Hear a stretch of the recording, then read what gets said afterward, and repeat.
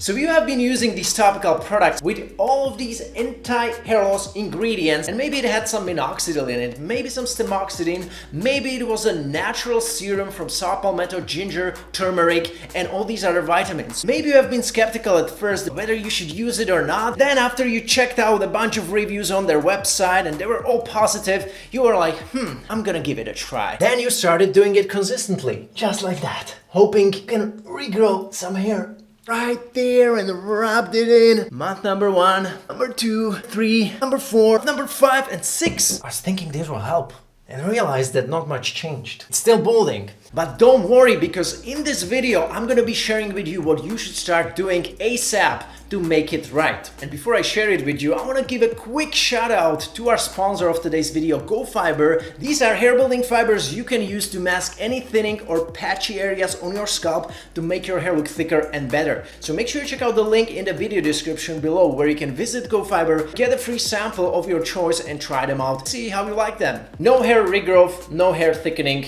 That's how we can tell with confidence that an anti-hair loss treatment didn't work for you. Well, that's correct, but there's one more thing. How about the daily shedding rate? Did your daily hair loss rate improve while you have been on your topicals for the last 6 or 8 months at least? Not so many hairs this time.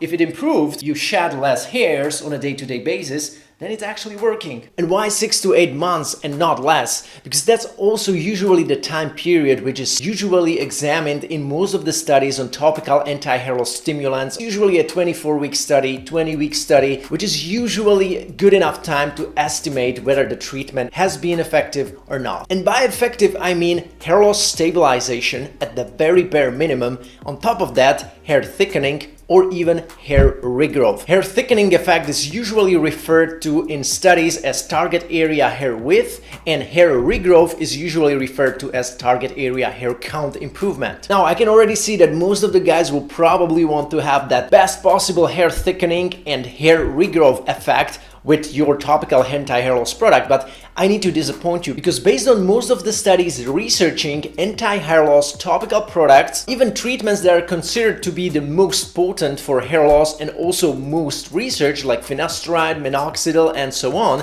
they can only on average increase the hair count by about 10 to 15% in a matter of 6 to 12 months on average. And although most of the topical anti-hair loss products are probably promising you that they will regrow your hair and thicken your hair, that's true, but only to a small extent. Plus, they will only work in terms of thickening and regrowing the hair by a small percentage of guys whose hair loss is not that advanced, whose hair miniaturization hasn't been going too far already, and maybe they still have 50% of their original hair thickness preserved or more. Then it's gonna thicken the hair even more. Then it's gonna regrow some hair, because even in studies we noticed that the best hair regrowth can be expected by patients with still enough hair in that target area that will be treated with that minoxidil or topical product that is being researched in the study. Here is your solution if you have been using a particular type of topical product for the last 6 months at least and it didn't work.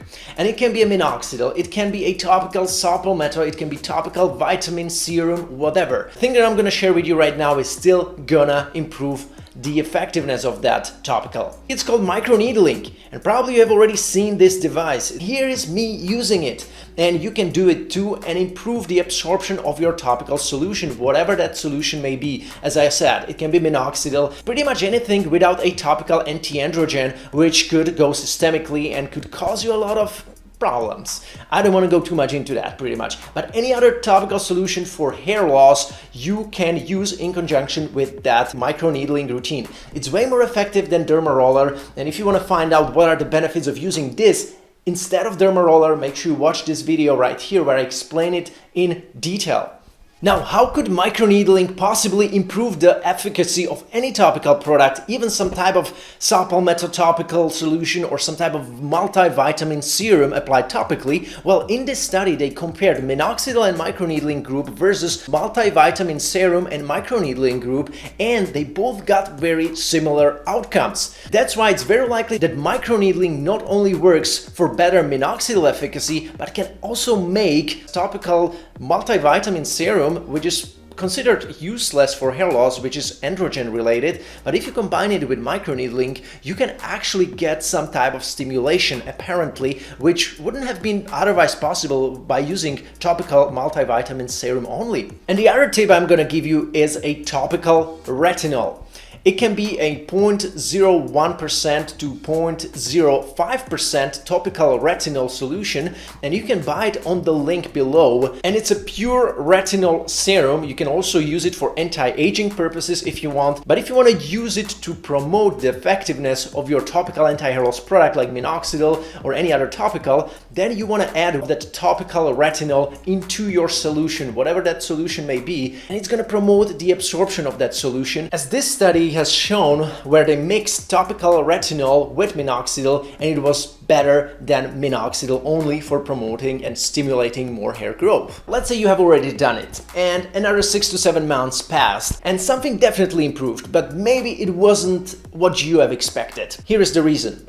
Probably your baldness is already too advanced, and even these upgrades were not able to stimulate your hair growth sufficiently. In such case, you can consider a hair transplant, but more importantly, you want to stabilize your hair loss first before you consider a hair transplant. What could you do right now to upgrade your hair loss protocol to make your hair loss more stable? Because if your hair loss cannot be stabilized only with microneedling, Minoxidil, and topical retinol for better absorption of that Minoxidil, chances are you are not doing everything what's possible. You are not targeting the underlying issue of hair loss, androgenetic alopecia, androgen sensitivity of your hair follicles to DHT, dihydrotestosterone, which is circulating in your body but also in the scalp in much higher concentrations. And this DHT needs to be targeted. Either you can block it topically or systemically with topical versions of finasteride or oral finasteride. The same can be done with dutasteride, or you use some type of topical anti-androgen, which will pretty much prevent the DHT from interacting with the androgen receptor of your hair follicle, and it will pretty much stop the miniaturization process.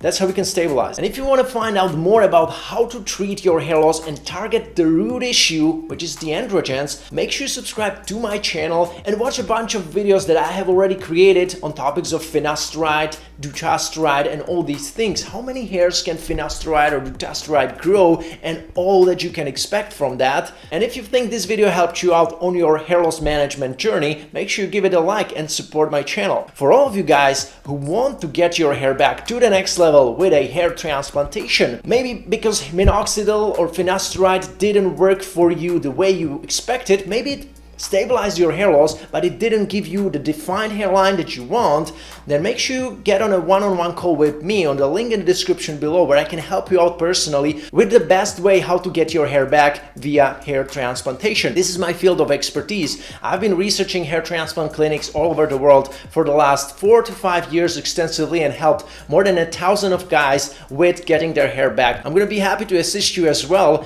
and share with you what to expect, what would be the best approach you should take right now in combination with treatment and hair restoration, what pitfalls to avoid during their hair transplant research so you don't end up with an unsuccessful hair transplant but get your hair back the right way. So make sure you check out that link below this video where we can schedule a one-on-one call together, and I'm going to be excited to helping you out in person. See you next time in another video. Take care.